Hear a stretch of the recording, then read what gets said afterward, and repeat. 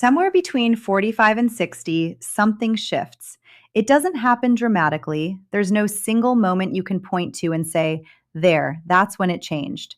It happens gradually, almost imperceptibly, the way a room gets darker as afternoon becomes evening. You don't notice the light changing. You just notice at some point that it's dim. That's what declining testosterone feels like for most men. Not a collapse, a dimming. I'm Dr. Fernanda Oliveira, board certified urologist, and today I want to talk about something that sits at the center of male health after 50 in a way that affects virtually everything: energy, drive, intimate performance, physical recovery, mood, and the general sense of vitality that makes daily life feel worth showing up for fully. I want to talk about testosterone, what actually drives its decline, and specifically about one daily habit. One targeted, simple, affordable daily dose that supports the body's own hormone production in a way that most men have never been told about. But before the science and before the solution, I want to speak to something more personal. Because in 15 years of clinical practice, what I've learned is that the information alone is rarely the most important thing I offer my patients. What matters more often is being seen clearly first. My dear friend, if you've been feeling the dimming, if your energy isn't where it should be, if your drive has softened, if your body doesn't recover the way it used to, and your intimate life has become something you approach with more hesitation than ease, I want you to hear this directly. There is nothing wrong with you as a man. Nothing broken, nothing failed, nothing to be ashamed of. Millions of men just like you are experiencing exactly this after 50, and the vast majority of them have never had someone sit down with them and explain what's actually happening and what they can actually do about it. That gap in information is what I'm here to fill today. Now let me tell you about a patient of mine, because his story opens this conversation in a way that statistics simply can't. He was in his late 50s. Someone who had spent his life being reliably energetic, reliably strong, reliably present for the people who depended on him. He came to me not because something had gone dramatically wrong, but because everything had become slightly less. He was tired in a way that sleep didn't fix. His interest in intimacy had faded in a way that confused and worried him. He was recovering more slowly from physical effort. And he had been telling himself for about 18 months that this was just tiredness, just stress, just the accumulation of a busy life. Until one afternoon, he sat down and couldn't remember the last time he'd felt genuinely vital. And that realization sent him to my office. When we looked carefully at his situation, his testosterone levels were lower than optimal, not catastrophically, but meaningfully. And when we traced the contributing factors, something came up that I find at the center of this conversation in almost every man I see. A deficiency so common, so underappreciated, and so correctable that it frustrates me that more doctors don't screen for it routinely. Magnesium. One mineral. Present in inadequate amounts in his system, quietly undermining three separate biological processes simultaneously. And those three processes were the exact ones responsible for everything he was experiencing. We made a targeted correction, simple, inexpensive, taken at a specific time each night for maximum effect. And at his follow-up appointment several weeks later, he described something I hear in variations from patients regularly: more energy, better sleep, a return of drive that he had genuinely believed was simply gone. He said it felt like someone had turned the lights back up. That is exactly the analogy I want to carry through this entire conversation, because that is what supporting testosterone naturally, from the inside, through the body's own systems, actually feels like when it works. So let me explain the biology, because understanding this is what makes everything else we're going to discuss feel logical rather than arbitrary. Testosterone production in the male body is not a simple process. It is a coordinated system that begins in the brain, specifically in the hypothalamus and pituitary gland, which send hormonal signals downward to the testes, where testosterone is synthesized. Think of it like a command center sending instructions to a factory. The command center assesses the body's needs, sends the appropriate signal, the factory receives it and produces the hormone, which then enters the bloodstream and travels to the tissues throughout the body that depend on it. For this system to work efficiently, several things must be in place. The command center must be sending strong, clear signals. The factory must have the raw materials it needs to produce the hormone. The delivery system, the bloodstream, must be functioning well enough to carry the hormone to where it's needed. And the cellular environment at the destination must be receptive enough to allow the hormone to act. After 50, all four of these requirements become increasingly vulnerable to disruption. The hormonal signaling from the brain gradually loses some of its precision. The raw materials for testosterone synthesis, specific nutrients that the production process absolutely depends on, become less reliably available due to the combination of dietary insufficiency and reduced absorption efficiency in the aging gut. The circulatory system becomes less efficient at delivering hormonal signals, and chronic inflammation in the cellular environment reduces the receptivity of target tissues to the hormones that do arrive. This is why declining testosterone after 50 is not simply an inevitable biological event that happens to men regardless of what they do. It is a process that is significantly accelerated by specific deficiencies and significantly supported by specific inputs. And the most important of those inputs, the one I want to spend the most time on today, is magnesium. I return to magnesium in almost every clinical conversation about male health after 50, and I want to explain why with enough depth that you genuinely understand the mechanism rather than simply receiving a supplement recommendation. Magnesium is involved in over 300 enzymatic processes in the human body. For testosterone specifically, it plays several distinct and important roles. First, it is directly involved in the enzymatic reactions that synthesize testosterone from its precursor molecules. Without adequate magnesium, the factory we discussed cannot run its production process at full capacity. The raw materials are there, the instructions from the command center are arriving, but the machinery itself is lacking a critical component it needs to operate efficiently. Second, magnesium affects what researchers call bioavailability, the proportion of circulating testosterone that is in its active, usable form rather than bound to a protein called sex hormone binding globulin. When magnesium levels are adequate, a greater proportion of the testosterone in your bloodstream is free and active. When levels are low, more of it becomes bound and effectively unavailable to the tissues that need it. This means that two men with identical total testosterone levels can have very different experiences of their hormonal health depending on their magnesium status. One feels the full effect of his testosterone, the other feels relatively little of it.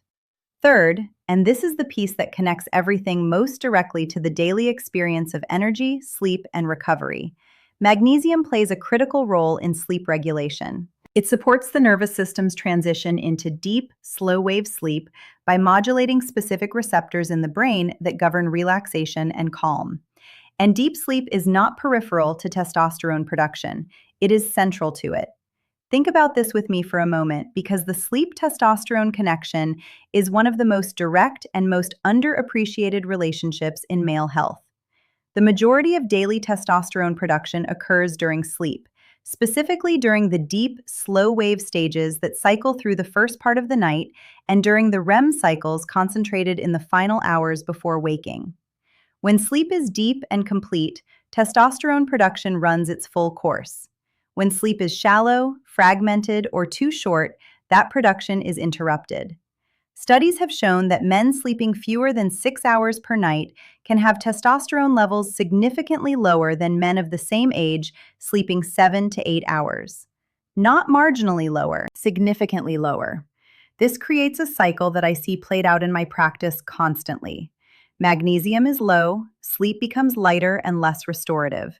Testosterone production during sleep is reduced.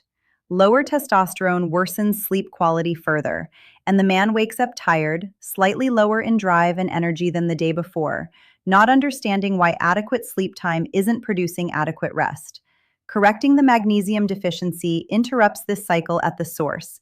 It deepens sleep, which restores the overnight testosterone production window, which improves the hormonal environment that energy and drive depend on. The delivery piece is the third dimension of this picture that I want to address, because it completes the biological story. Testosterone travels through the bloodstream to reach every tissue in the body that depends on it: muscle, brain, bone, and the erectile tissue whose function so closely tracks overall hormonal health. When circulation is efficient, hormonal delivery is efficient. When the vascular system is compromised, when blood vessel walls have stiffened, when nitric oxide production has declined, when the pipes have narrowed, as I sometimes describe it, the hormone is produced but doesn't arrive at its destination with the pressure and volume it needs to produce its full effect. Magnesium supports this circulatory piece as well by helping smooth muscle in blood vessel walls relax and maintain the flexibility that efficient circulation requires. So, in correcting a magnesium deficiency, you are not simply addressing one aspect of testosterone health. You are simultaneously supporting the production, the bioavailability, the overnight synthesis window through sleep, and the delivery infrastructure. 4 mechanisms. 1 daily habit. That is why I consider it the single most impactful individual input available to most men over 50 for supporting natural testosterone function. And the deficiency is far more prevalent than most men realize. Modern diets, even reasonably healthy ones, tend to deliver inadequate magnesium. Soil depletion over decades of industrial farming has reduced the mineral content of many foods we rely on. And the aging gut absorbs magnesium from food less efficiently than a younger gut does. The result is that a significant proportion of men over 50 are running chronically low without any obvious symptom that would alert them to the problem. Just the cumulative compounding effects on sleep, energy, drive, and performance that they've been attributing to age. Now, I want to make sure I'm clear, as I always am. This is educational information offered with genuine clinical care, and it is not a substitute for individualized medical advice. If you are experiencing significant or sudden hormonal symptoms, please see a qualified healthcare professional. What I'm sharing today is appropriate for the common, gradual pattern of age-related testosterone support, not a replacement for proper clinical evaluation when that's what's needed. But for the man who recognizes himself in this conversation, who feels the dimming and is ready to understand how to turn the lights back up, what comes next is exactly what you've been waiting for. The specific form of magnesium that works best, the precise timing that maximizes its effect on sleep and hormone production, and the mistakes that most men make when they first try this that quietly prevent it from producing the results it's capable of.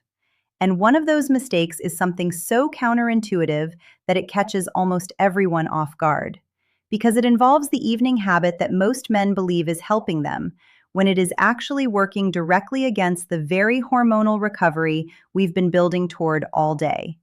That is exactly where we're going next. The mistakes are where the real difference gets made.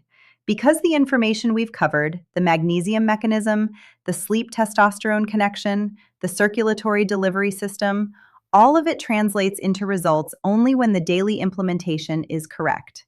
And there are 5 specific errors that quietly prevent men from getting the benefit they're working toward, even when their intentions are genuinely good. Let's go through each one with enough clarity that you can recognize yourself in them and make the correction immediately. The first mistake is simply not getting enough magnesium. And I want to address this beyond the obvious statement that deficiency is common, because the reason the deficiency persists, even in men who are trying to eat well, is worth understanding. The magnesium content of food has declined significantly over the past several decades due to changes in agricultural soil quality. Foods that would have provided meaningful magnesium to previous generations, leafy greens, whole grains, legumes, nuts, often provide substantially less today because the soil in which they're grown has been progressively depleted of this mineral through intensive farming practices. A man eating what appears to be a nutritious, varied diet may still be falling short of his magnesium needs simply because the food itself contains less than it once did. Add to this the age-related reduction in gut absorption efficiency, and the picture becomes clear. You cannot reliably correct magnesium deficiency through food alone after 50. Supplementation is not a shortcut or a sign of dietary failure. It is a practical response to a genuine supply gap that the modern food system and the aging digestive system create together. The form matters significantly. Magnesium glycinate is what I recommend most consistently, and the reason is threefold. First, it is among the most bioavailable forms. The body absorbs it efficiently, so the dose you take is largely the dose you receive. Second, it is bound to glycine, an amino acid with its own mild calming effect on the nervous system that complements the magnesium's sleep-supporting properties beautifully. And third, it is well tolerated by the digestive system, unlike magnesium oxide, the cheap form found in many mass-market supplements, which can cause digestive discomfort and is poorly absorbed in any case. 200 to 400 milligrams of magnesium glycinate is the range I work within for most of my patients. Please discuss the specific dose with your own doctor if you have underlying health conditions or take medications that might interact. The second mistake is taking it at the wrong time. And this is the counterintuitive one I mentioned at the end of the first section, because many men who start taking magnesium supplemented in the morning with breakfast alongside other vitamins as part of a morning health ritual that feels organized and intentional. And while morning magnesium isn't harmful, it significantly underutilizes what magnesium is most specifically capable of providing for male hormonal health. The biological window where magnesium delivers its most targeted benefit is the overnight window. Taken 30 to 60 minutes before bed, magnesium glycinate supports the nervous system's transition into the deep sleep stages where testosterone production is concentrated. It relaxes the smooth muscle throughout the body, including the vessel walls that need to maintain flexibility for circulation, and the pelvic musculature that, when tense, interferes with the parasympathetic state the body needs for genuine rest. And the glycine it carries helps quiet the mental activity that keeps so many men over 50 from entering deep sleep even when they're physically exhausted.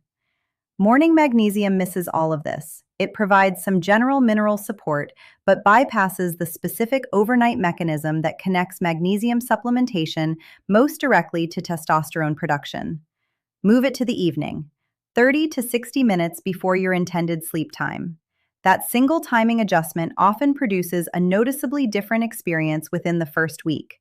Deeper sleep, more genuine restoration, and the downstream hormonal improvements that follow from it. The third mistake undermines the magnesium benefit even when the timing is right, and it is the evening routine that most men maintain without ever questioning it. Screens until late at night, heavy meals close to bedtime, unresolved stress carried directly from the demands of the day into the pillow. No deliberate transition between the high alert state of the day and the genuine rest the night is supposed to provide. Here is the problem this creates in biological terms. Your body's ability to enter deep, testosterone-producing sleep depends on a series of hormonal transitions that must occur in sequence. Cortisol must decline from its daytime levels. Melatonin must rise in response to decreasing light exposure. Core body temperature must fall slightly, and the nervous system must shift from sympathetic dominance, the alert, responsive, action-oriented mode of the day, into parasympathetic dominance, the rest, digest, and repair mode in which sleep architecture can deepen properly. Every element of the typical late evening routine works against this sequence. Blue light from screens suppresses melatonin production, delaying sleep onset and reducing the depth of the sleep that follows. Heavy meals close to bedtime keep the digestive system active and core body temperature elevated, both of which interfere with the physical conditions deep sleep requires. And unmanaged stress keeps cortisol elevated precisely when it should be falling. And as we've established, elevated cortisol is one of testosterone's most direct biological antagonists. The correction is a deliberate wind-down sequence that gives each of these hormonal transitions the conditions they need to occur properly. Screens off 30 to 60 minutes before bed, not as punishment, but as the single most effective melatonin-protecting habit available.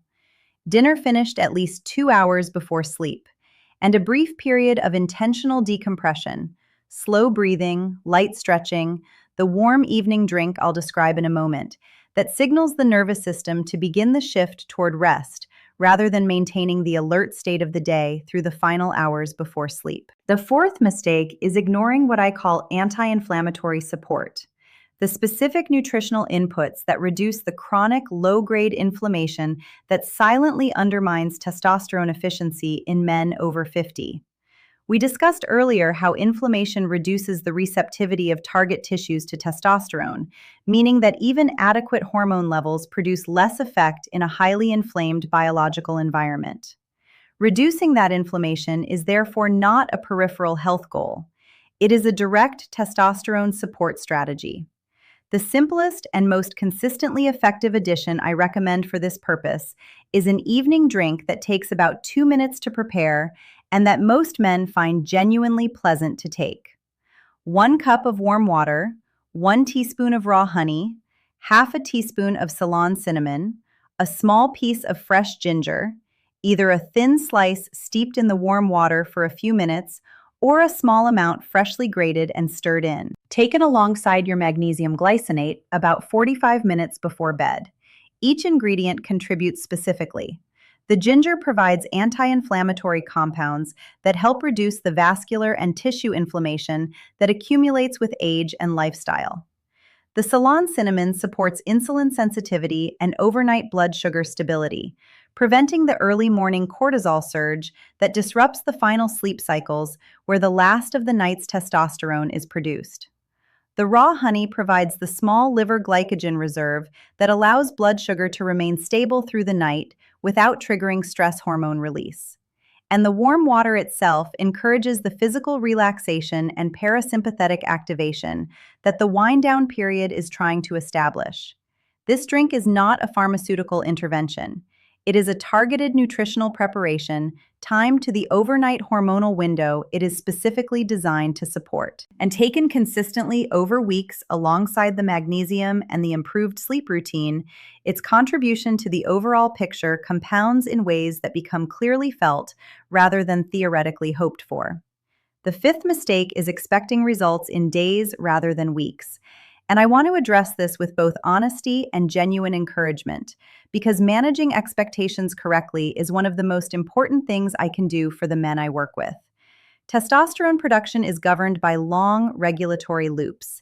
The signaling between brain and testes, the enzymatic processes that synthesize the hormone, the tissue adaptations that improve its delivery and utilization, all of these are biological processes that respond to consistent inputs over time, not to occasional effort over a few days. When you begin correcting a magnesium deficiency and improving your sleep quality and reducing your evening inflammatory burden, the body does not reset immediately. It begins gradually and progressively to recalibrate. Sleep improvement tends to come first, typically within the first 1 to 2 weeks of consistent practice. Men describe going to bed with the magnesium and the evening drink and noticing within a few nights that their sleep has a different quality, deeper, more continuous, more genuinely restorative. That is the magnesium and the wind-down routine doing exactly what they're designed to do. And it is also the first step in the testosterone recovery sequence, because better sleep is the most direct path to better overnight hormone production. By weeks 3 and 4, the hormonal improvements begin to manifest in felt experience. Energy through the day becomes more consistent and more available. Drive returns with a quality that men often describe not as intensity, but as readiness, a baseline willingness to engage with the day and with their relationships that had been slowly fading. An intimate function begins to reflect the improved vascular and hormonal environment, more reliable, more confident, more like the experience they remember from earlier years. One of my patients, a man who came to me frustrated after trying several approaches that had produced nothing meaningful, committed to this specific routine: magnesium glycinate at the right dose at the right time, the evening drink, the wind-down sequence, consistent sleep, for 3 uninterrupted weeks before evaluating it. He came back at the end of that period and said something simple that has stayed with me. He said it was working. Not dramatically, not like a pharmaceutical effect that announces itself loudly, just steadily, clearly, unmistakably working. His sleep was better, his energy was returning, and his mornings were stronger than they had been in longer than he could easily recall. That is the honest, realistic, achievable outcome of applying these principles consistently over the right time frame. not a miracle, a restoration. Your body's own systems given the inputs they need, doing what they were designed to do. Let me give you the complete daily structure so you can see how naturally this fits into a real life without requiring dramatic disruption. Your morning begins with 1 to 2 glasses of water before anything else. The body has been without fluid for 7 or 8 hours, and rehydration restores the circulatory conditions that hormonal delivery depends on. Then, a breakfast built around protein and healthy fat rather than refined sugar. Eggs, avocado, nuts, yogurt, which provides stable blood sugar through the morning and the fat substrate that testosterone synthesis requires as raw material. During the day, movement is your most important hormonal ally alongside sleep. A 20 to 30-minute walk most days provides the sustained circulatory stimulus that drives nitric oxide production and maintains the vascular flexibility that hormone delivery depends on. If your day involves significant sitting, brief movement breaks every hour prevent the pelvic circulatory stagnation that compounds over hours into a meaningful reduction in lower body blood flow. Your meals through the day should lean toward whole foods with adequate protein, healthy fats, and the magnesium-rich sources that can supplement your evening dose. Leafy greens, nuts, seeds, legumes. These don't need to be perfect or extraordinary. They need to be consistent and meaningfully better than the processed, sugar-heavy alternatives that drive the inflammatory burden we're working to reduce. Your evening begins deliberately. Dinner finished 2 to 3 hours before sleep. A short walk after dinner if you can manage it. Then the wind-down sequence. Screens off, lights dimmed, your warm ginger and cinnamon drink taken slowly and without distraction. Your magnesium glycinate alongside it. 2 to 3 minutes of slow breathing if you find the stress of the day hard to release. And then sleep at a consistent time for 7 to 8 hours. That is the complete daily framework. Nothing extraordinary, nothing expensive, nothing that requires more than a decision to prioritize what your body needs and the consistency to act on that decision day after day. You are not defined by your age, my friend. You are shaped by your habits. And habits, unlike birthdays, can change starting today. As always, this is educational information and not a substitute for medical advice. If you have concerns about your hormonal health or any significant symptoms, please see a qualified healthcare professional.